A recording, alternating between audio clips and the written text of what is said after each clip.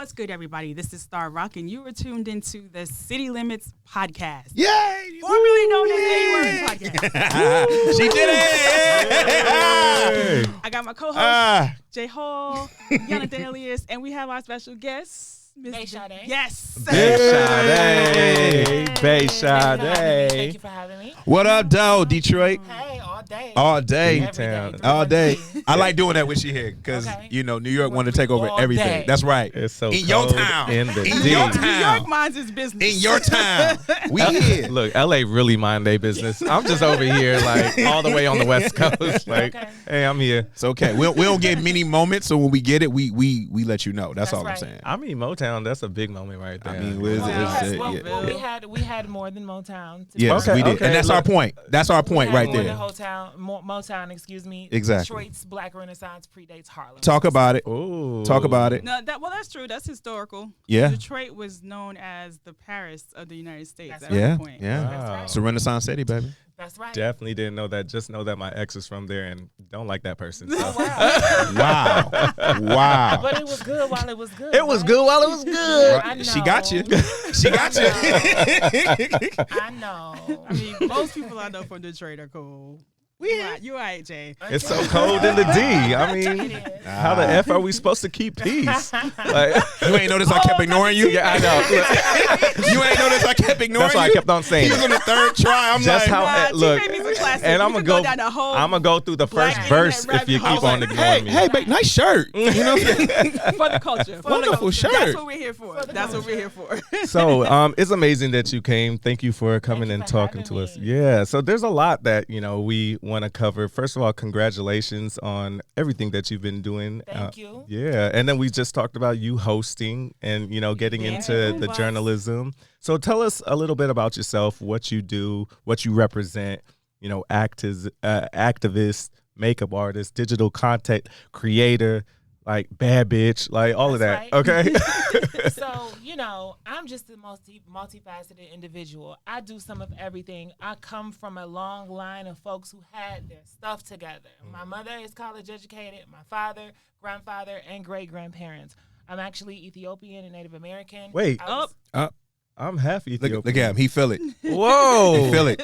I'm really We Eritrean, made but the connection. but we were raised Y'all in the same people. Ethiopia. I know that. We are the same people. Like my family was raised in See, Ethiopia. See, Wow. so mine is flipped. So I was raised in Michigan with my mom's side of the family, close to our Native American reservation, which is up in Mount Pleasant, Michigan. My tribe is the Redfoot Chippewas. So She actually knows her tribe. I do. All right. I'm There you go. recognized by my tribe. If I Yeah. moved back to Michigan, I would get those stipends and that free health Wow. insurance and go to Okay, school okay. for free. Come but, on.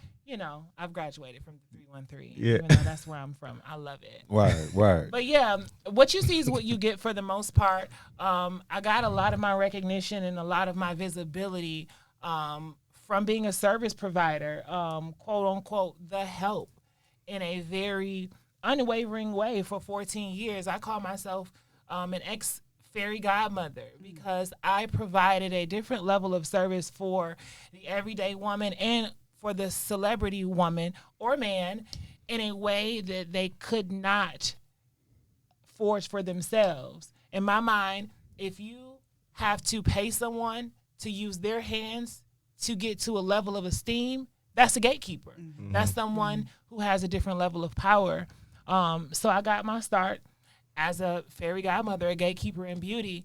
But after about 10 years, 15 years, I really got tired after, being a makeup artist on The Real Housewives of Atlanta, being a makeup artist for the hit Love and Hip Hop, being a makeup artist for the Keisha Cole The Way It Is show, being a makeup artist for Grand Hustle and for the Tiny and T.I. Family Hustle Value.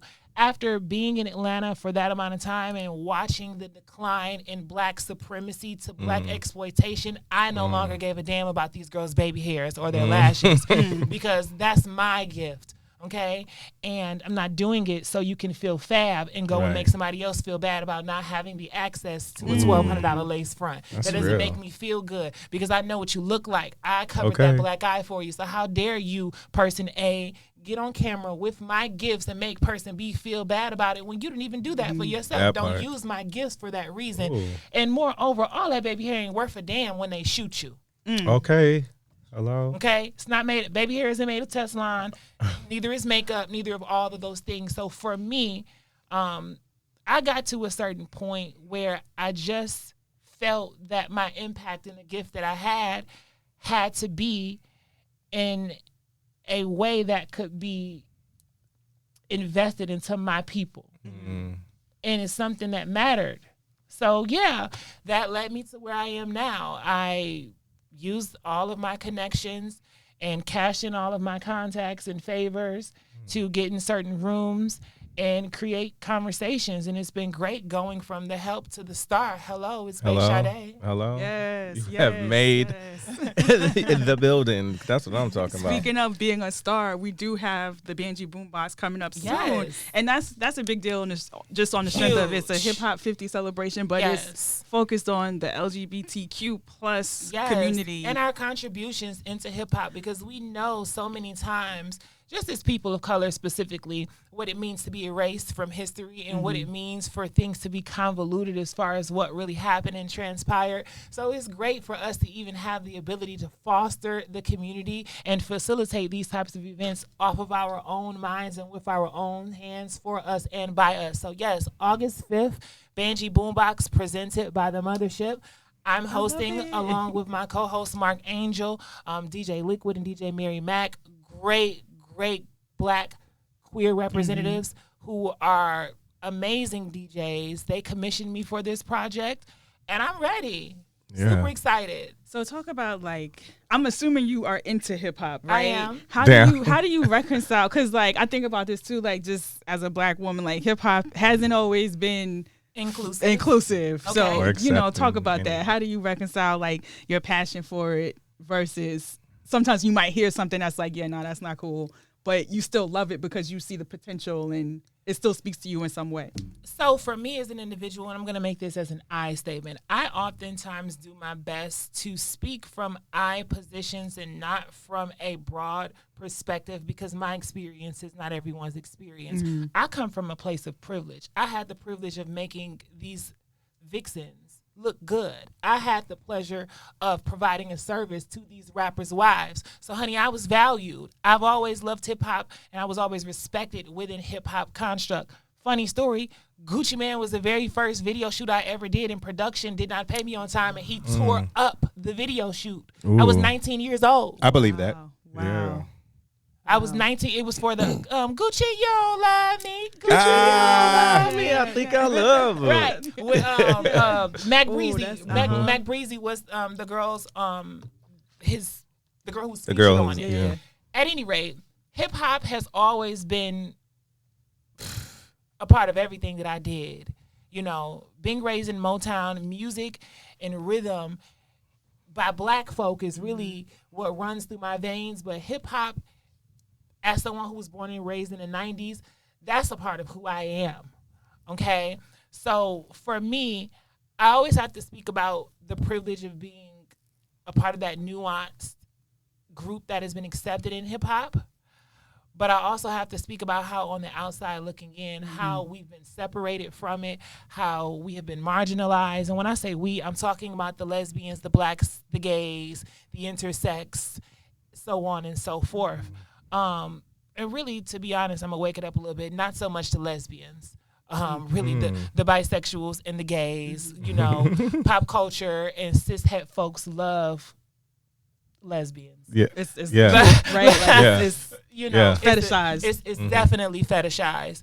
But I think what's so interesting about our contribution as queer folk in pop culture and in hip hop is that it does not go anywhere without our influence. That creativity. Whatsoever. There are certain things that I don't think that we've spoken about enough as a culture, about things that are exclusive to us.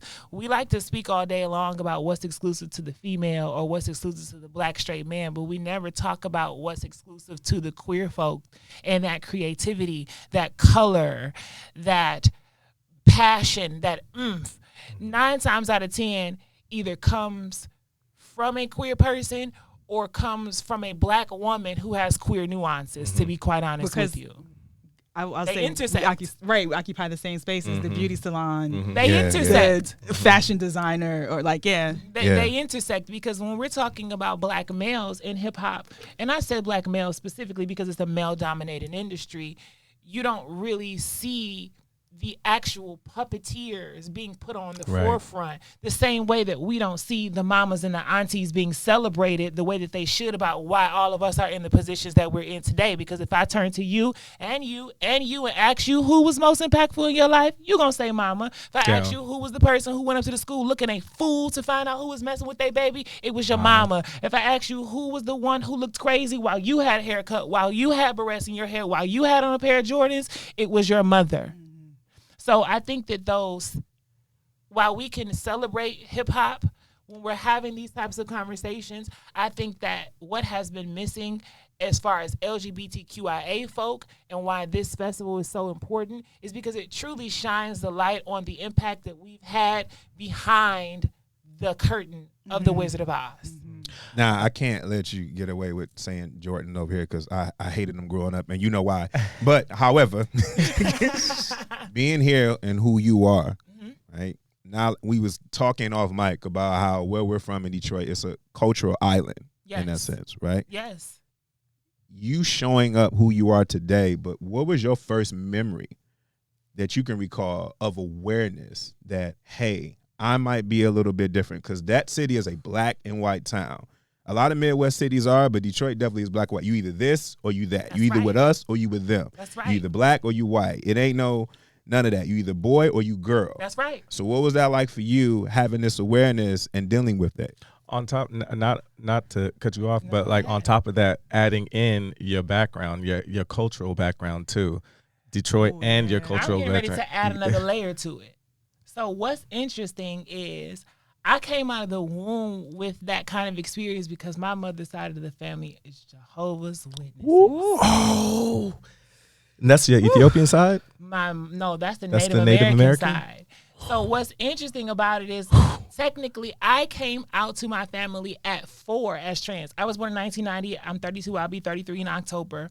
So that was 1994. But what's interesting about it is that because I come from a long line of scholars, I was speaking full sentences by 3, and my earliest memory is 3 when I caught that plane to go and see my family in Alabama the first time. Like, I remember all the way back to 3. Wow. So with that being said, everything that took place from birth to 3 or 4, watching my grandmother, my aunts, my cousins do field service, have the door slammed in their face, be a part of a demographic that was not that you were excluded from black culture, not because of your sexual orientation, not because of your identity, not because of your expression, but because of who you pray to or because of your religion. So this is what's interesting about nuanced conversations about oppression. I try to tell people all day, every day, baby, the victim is the only thing that changes about oppression, not the mechanisms. There's only so many ways that you can oppress a people. And it was super impactful to answer your question. Growing up, watching my grandmother get the door slammed in her face,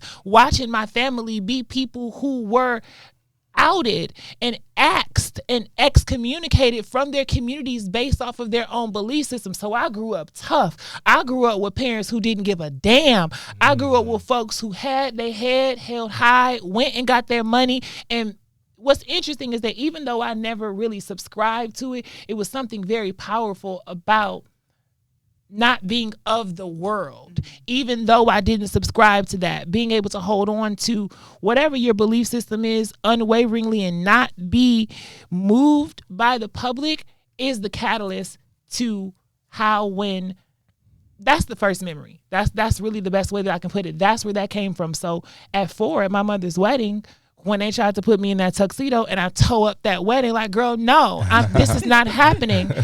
You know, I had the ability because of education, because of the cloth in which that I had come from, and because of the way that my mother raised me to be vocal, I had the ability to speak up for myself. They just never expected it for that target to aim to them, because my mother, love her to death, love my family to death. They made a lot of mistakes, but the one thing that they effed up with me was not adding that fine print except for me. Because once I was able to start talking, I was telling my mother, oh, no, you don't have control over my expression, right? Your responsibilities after I've gotten to this point is to be my consultant. This is my life, and I tell you what I want, and you consult with me and do what you can to help me get where I'm going. Wow. You are not my manager. You are my consultant, and my expression is not to be policed by you. The same way this can't be policed by me, and I don't like it. The same way you do that. And granddaddy don't like it. So that fierceness comes from them folk being on the outs and me watching them hold their heads held high. So when it came down to me having to go out into the world on my own and be a representative for self, I didn't have an issue with that because of that reason. And I was the only child. Okay. Ooh. So like I was raised on 7 Mile and Evergreen. Not only was I going to have to fight, not only did I have people who stood on their own ground, I was Black and queer at the exact same time. So that is the earliest memory, and that is probably the strongest catalyst, even though I don't subscribe to Jehovah's Witness, even though that's a whole different conversation. Were they accepting of that, though? Because absolutely not. Okay, because I'm sure there wasn't even really. My family did not accept. My family didn't accept queerness until they realized I was a girl. Okay. When I initially came out as trans at 4, my grandmother was the one who I told, and she was like, baby, please just wear this suit for me one time, and I promise you will never have to do it again. And I was like, all right, girl, I'll hold you to that. I'll hold you to that. But what's interesting, just to do a brief timeline, from 4 to 11, it was kind of hell because I was trying to figure out the language for who I was. I was trying to figure out how to speak to myself and where to gain my power as someone who did not have cousins to look out for me because I was the only one. So my grandparents had 4 girls, and those 4 girls had all boys. Wow. Okay. Wow. Okay. Jeez. So, and my mother was the one of the sisters who kind of half-assed the Jehovah's Witness stuff. Okay. So her sisters and her mother were devout. So I was on the outs with my cousins. I didn't have that type of lifestyle where I can call my cousin or I can call my uncles or I can call my mama because these were conservative people. So between 4 and 11, I had to figure out how to speak to that myself. I had to figure out how to stand on that myself. So that was an issue, but I was a baby. When I came to them again at 11, my mama sent my ass to boarding school 4 hours away, and I was in boarding school from 11 until 14. Oh, wow. When I came home at 14 from boarding school, my hair was long, eyebrows were arched. It backfired on them because the headmistress of the academy was like the Trunchbull from Matilda, this big brolic white lesbian lady. Brolic. And she I haven't heard that word in a minute. She empowered. That's the New York influence. she empowered me. So when I came home, my family rushed to accept the idea of gayness. Because it was, oh, no, you are right. You cannot be no girl. Right. By this point, my mother had gotten pregnant with my little sister. So now it had went from, I don't want my child to be this to you not going to be doing this around my baby type of situation. Okay? A lot of people say that, though. Like, I see that a lot in comments. You're not going to do this around my child. You're not going to influence my child. So they put my ass out on the street. Sheesh. Ooh. I came home July 2005, and I was out on that streets November 2005. My best friend's mother, shout out to Mildred Gaddis, an amazing legend back home. Legend. Icon, really. Radio icon legend. Yeah. Icon, really. Yeah. Gave me one of her rental properties and was like, Day, go and stay there. And it worked out. But regardless, it was not until they realized that I was a woman, that they rushed to try to accept gayness, but that's not how I identified. So it still backfired on them. Yeah. From your scholar mind, what is it about a group of people who had went through an experience of being outed, and then turn around and do the same thing within their own tribe?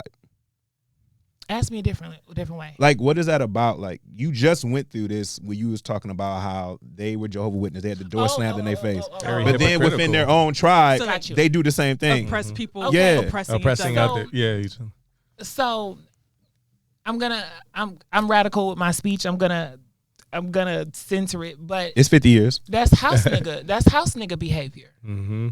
It's house nigga behavior. It's the oppressed trying to oppress. Because at the end of the day, guess what, homeboy? You're going to have to accept your position on that scale of hierarchy. I don't give a damn how you feel about it. You're still black. You're still a man. You're still a black trans woman. You're still all of these things. No matter if it's 2023, that don't take away from the nuanced experiences, my love. So it's that reason why that's the case. Now, do I agree with it? No. Do I think it's effed up? Absolutely. But I think that is the answer as to why. It's because the oppressed, the truly, what's the word I want to use? When it's purely indebted, oppression is purely indebted in a person's mind, they become an instrument for the oppressor. An advocate for it, yeah. And if they come for one group, they're going to come for another. It's always give them an inch, they're going to take 5 miles. And I got to say, like, I mean, cis women and trans women, there is an intersection at which we all experience transphobia, right? Correct. Like women like Sierra, Serena Williams, Meg Thee Stallion. Correct. I've even seen video clips of just regular women where they try to go to the bathroom and someone is demanding to know, are you a biological woman or not? And that happens a lot to women, particularly black women, particularly dark-skinned black women. It happens a lot. So we have a lot more in common than I think people want to acknowledge. But I don't think that that's because of transphobia, though. Okay, like I'm the real one of the girls. Okay, I get a lot of flack from my trans peers because I'm not with the okie doke, and I believe in ABC 1, 2, 3, black and white. That, it's binary for me. Give us some examples of that, because I always talk to a lot of people about certain groups in the LGBTQIA community who kind of discriminate against their very own. Absolutely. I said that too. I saw it in the That's where I comment was section going. of Yeah. that. I saw people I want that to hear know some are detail. Yeah. Well, let's tell people what LGBTQ. we're getting to. We talking about that clip that resurfaced of the individual that was stating about what is womanhood, Like, right? Or women don't own periods, Right. And Jess Hilarious had agreed with First of all, she had to reposition herself with this one. had agreed with it. And what Bae has showed us was you can go into that, but you have revealed some more things that people did not know throughout that conversation. Yeah. So get into it. I want to start. I'm gonna go 1, 2, 3. That's not a trans thing. Okay. Y'all been getting called men way very before true. That's real. the last 15 Racism, years. y'all have been called masculine presenting way before trans women got visibility. Okay. Okay. And That's real. for That's very me, it is a responsibility of female biologically born women, especially those who've been here between at least 1968, or who were born between like 1968 and let's say 1970. You have a responsibility to speak to. I'm an 80s baby. You have a responsibility to speak to when Ruth Bader Ginsburg was the one who had the swing vote on the Supreme Court deciding if females were allowed to be in military academy in 1996. Okay. And that's just one very small legislative example about how we had, and when I say we, I'm talking about black folk. We had an experience where a female in large, specifically the black femme figures, have been denounced. The denouncing of your demographic, my love, has nothing to do with black trans women. And what's unfortunate about it is I really wish that you guys would attack the system rather than looking for another demographic to attack I agree. not you specifically, but that females think are impressionable or weak enough to be under siege. it's a Spider-Man meme. That's the only reason. Because there's overlap, racism, capitalism, transphobia, homophobia, like there's overlap. They intersect, but I think it's important to speak about the reasoning is my point. You guys are not being likened to masculinity because of the existence or the visibility of transness. That makes sense. Those have no things to do with each other, okay? Because I know Miss Odessa in Mississippi who got a mustache and got some good coochie right now, okay? And she's married to Mr. William and been with him for the last 30 years, and they got six daughters, and this is hypothetical. And Mr. William and Miss Odessa got six girls, and all 6 of them got that same mustache. And guess what? All 6 of them is married. Guess what? All 6 of them got little coochie. girls. Are celebrated, are great mothers. So there are a lot of these different things that have been likened to masculinities. Right. You know, a little whisker, you know, a bigger back. It's a lot of different things that have existed over time about gender identity, expression for females being policed. And that nuance is not new. It's just, in my opinion, females looking for somebody to blame, which is a female thing. That's a different conversation. I want to go to yours. Let's do it.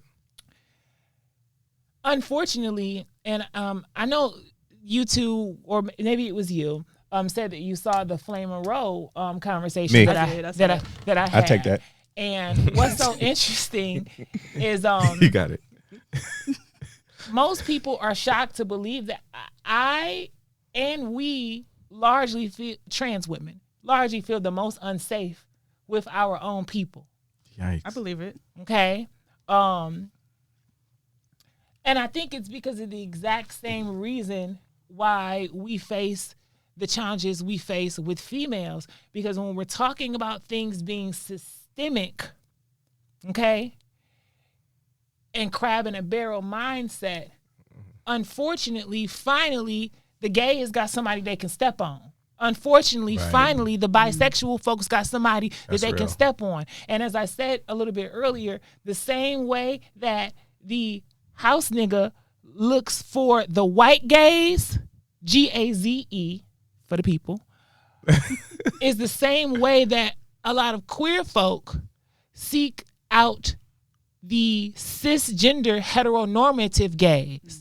Okay? Oh, yeah, I'm a gay, but, you know, at least I don't think I'm a girl. At least I know I'm a man. Or I'm a gay, but, you know, I calm that stuff down when I go around my parents out of respect for them. You're a pick-me, love. So that's what it's about. It's about social hierarchy. Not even that, I know that's just an example, but, like, is that respect or fear?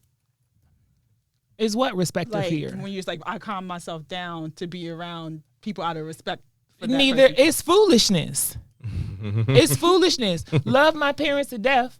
Love them to death. But I honor my mother and my father by not letting nobody play with me. Okay? And for me, there's no honor in me discrediting my experience for you. I don't give a damn if you're my mother or not. Okay? It was dishonorable when you was laid up with that man that you wasn't married to.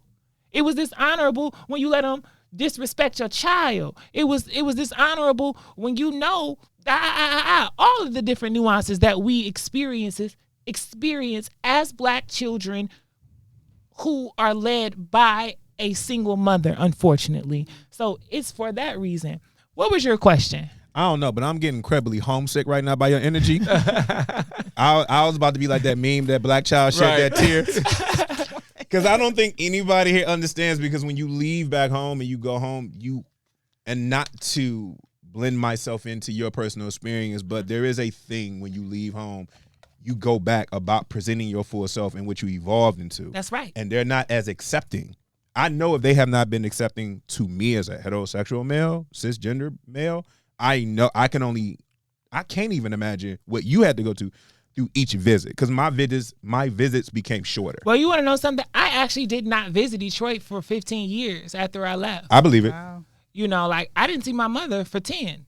I did not lay eyes on my mother from age 15 until 25. Wow. Because I was dedicated to make it. I was dedicated, to make it, and to make it without having to do a lot of the things that my peers have had to do because of survival. I was willing to be a little hungry. Sometimes I was willing to be a little cold sometimes. Yeah. Hell, it was a diploma on the other side of that thing. It was home ownership on the other side of that thing. It was a passport. It was notoriety, visibility, currency, equity, so many different things that really kept me from that experience and the experience of going back. And the only reason that I did go back when I did was for to mourn the death of my great grandmother. But I was even then only there for a day. I love Detroit to death, love what it's done for me, but I personally have no purpose of going back. I'll always keep a 313 number. I'll always rep my seeds to the fullest, would have never wanted to be anywhere but from Detroit. But I'm with you when you write. Yeah, like I had responsibility, so I have my niece who's my number one in my life, right? Okay. And I don't think our story could be any different for somebody who's born and raised in Jersey, left out, whatever. We just having our moment in this way. However, when did your comfortability set in that you can admit? Was it a defining moment? Did you wake up or did you look back on that when you became whole? This. Okay. Oh, I was always like this. I gave my people hell. You know, at 32, looking back, you know, I appreciate my experience, but I gave them people hell. Like, I was hell bent on expressing myself the way I wanted to express myself. I was hell bent on not being policed. There was not one ass whooping that could dissuade me.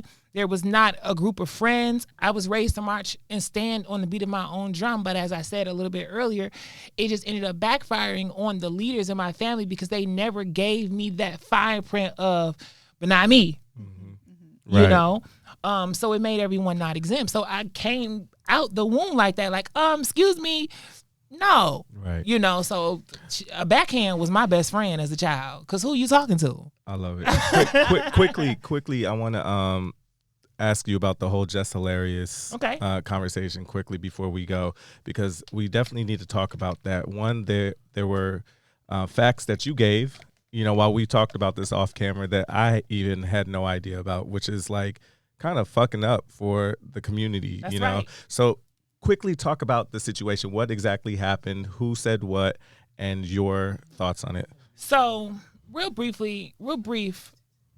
For whatever reason, I don't know how Jess may have even stumbled upon this video that was 2 years old. Stumbled. The video was 2 years old, first of all. Secondly, the person who created the video falls under the umbrella of the non-binary trans sector of it. And that's my next statement is not to invalidate that experience, but I do not think that there's enough conversations about the fact that you got to stay in your lane. The same way that we as Black trans women don't got no business talking about your menstruation cycle is the same way that you as someone who's not on hormones, someone who has not had any gender affirming surgery, someone who walks out into the world and your mama, your friends, your neighbor, and the man at the gas pump says he, him, and his to you, you have no business speaking and taking the stage for me or people like me. That's problem number one. But here's what's interesting about it. I don't even really fault that individual enough because that person did not have the platform until Jess decided to give that person the platform that she gave them. What's unfortunate about it is that Jess and I have had actual conversations in the public eye about these type of topics. And unfortunately, she's smart enough to have avoided this situation because common sense, if you were truly listening, if you have the level of education, which let's be real, 90% of folks don't understand context. So contextually, if we take what the individual on that video said, they said that females cannot gatekeep womanhood because you don't own it, that menstruation is not exclusive to you. So if we use our common sense right there, obviously we're not talking about trans women because trans women don't menstruate. So the only other person that leaves is trans men, who that person is not. So why is it that you, with your common sense, are then with your gun of words just targeting Black trans women for an issue that is not even relative to us? That's no different from what they did a few years ago with that tampon, with the tampons issue. When the trans man wrote them and asked for them to be more inclusive, removed the female symbol from the box and the color pink because he didn't identify as a woman. However, he was pre-op, so he still dealt with menstruation. Okay? Guess what? When that went public, guess who got the brunt of it? Black trans women. Okay, wow. I don't understand why did I get in it? Right. Now, how did I get in it? So with this, unfortunately, I think. Also, want to say that he's not even a trans woman, right? No. That's the huge thing. Like, so again, that's what I mean when I say, like, I don't want to invalidate that person's experience. So if they are a non-binary trans individual, that is an experience. Mm-hmm. But I am willing to be radical as a Black trans woman who has the position at this current moment to say that's not something that we are comfortable with. Okay? It feels exactly the same hearing that type of stage being taken by somebody who doesn't live that experience as you may feel about trans women speaking about something about the female experience. Mm-hmm. You out of line, my brother. Mm-hmm. You out of line. That's not a stage for you to take. But even more so, Jess Hilarious has a responsibility to use her education and to use better line of discernment with her platform, because at the end of the day, that could have been an experience. And she's in a position to know. Exactly. Especially knowing me, knowing actual trans people. That could have been a great moment for her to shine a light on trans men, because we don't have the conversations about the autonomy of trans men's body. We don't have the conversation about the nuances that trans men go through. And they're very much so like Black men, where when Black women, specifically trans women, are under siege, they say nothing. The same way the Black cis men, for the most part, say nothing when the Black female or the Black auntie or the Black grandmother is under siege. The parallels are exactly the same. So for me, love Jess Hilarious to death, but I don't think that really had anything to do with anything besides her own personal afflictions or issues with trans folk. And I also resent T.S. Madison for getting involved in it as well, because at the end of the day, your ass should not be having anything to say about anything, because we only hear from you when it's something negative or clout based. We don't hear about you, getting involved in nonprofit organizations to help girls who are newly transitioned re-enter to society under a new gender marker or name. We don't hear about you going to the prisons and trying to get these trans women who are housed with Black men into a different quarter where they're safer. We don't hear about you taking your talents down to Capitol Hill and brigading and marching with other people. We don't. You're only there for a camera op. You're only there for this, that, and the third. And then how dare you liken her experience, Just Hilarious, her experience, to only being what it is because she looks like a man. Are you serious? And what's unfortunate about it is that we are so caught up in exploiting each other, tearing each other down, being right in each situation, that we don't realize that we're just digging ourselves deeper into the grave. So it's really become extremely unfortunate, because the nuances of these experiences are largely policed and robbed, and people who are outsiders, which you guys can empathize with as Black folks, then take on the identities and make us look crazy, like Rachel Dolezal. Rachel Dolezal. Excuse me, her name is Nkechi now. I just got one more before we go. Just one. I just want to ask you, what would you like your voice to be heard as you start to have these more speaking engagements and moving forward? What would you like your voice to be known for? Honestly, that's a really good question. Thank you, first of all, because this is going to be an impactful response. My experience is very unique because, when I left home, I transitioned, but I only did it for about a year before I decided to hang it up, because I wanted to survive more than be a girl. Okay? I had to have that conversation that you have with young girls at 15 when you say, baby, that hair gonna be there. Baby, them dudes gonna be there. Baby, them parties gonna be there. Go to school. So for me, I want to be known at this point, as I, work towards,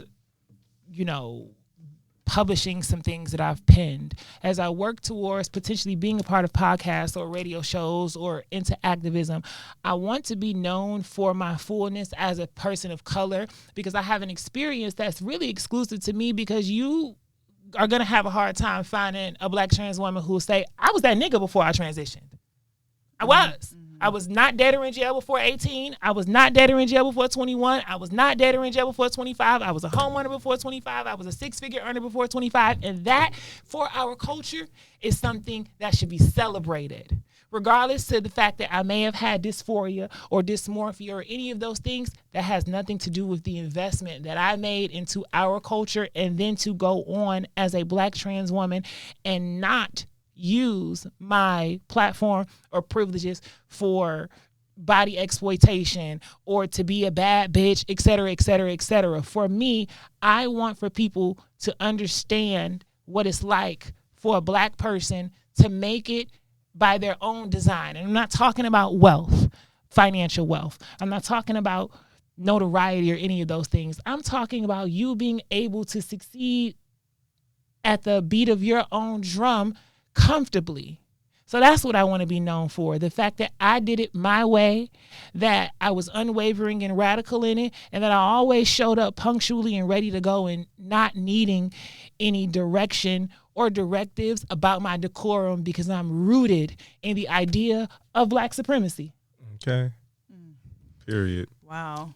We got to wrap this up. I mean, we could go on. This is a complex conversation, but I think one of the takeaways is the more you have conversations with people, the more you see their humanity.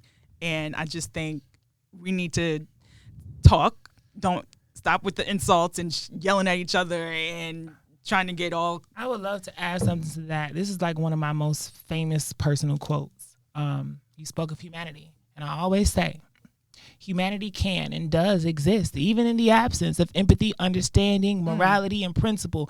It does not have to make sense to you. I can live my life how I want to as your neighbor, and you can't stop shit. Okay? If I can afford to move into this house next door to you, it doesn't matter what you feel about how I blast my music. It doesn't matter how my kids live. It doesn't matter what my principles are, because you ain't stopping shit. And I think that if we as Black folks get to that place, like the Black Panthers, like Malcolm X, where we stop trying to be coddled by the white gaze or by the class gaze, then we can get to a place where we march to the beat of our own drum in spite of humanity, because humanity says that everybody got a seat at this table. Killers, dope dealers, pastors, first ladies, autistic, trans, gay, rich, poor. Humanity exists even in the absence of empathy and understanding and morality. Amen. So we'll end on that Somebody note. find a mic to drop. I literally said it. I said mic drop. Let me see if I can find it. Thank y'all for having me, by the way. Thank you. Thanks for coming. We appreciate it.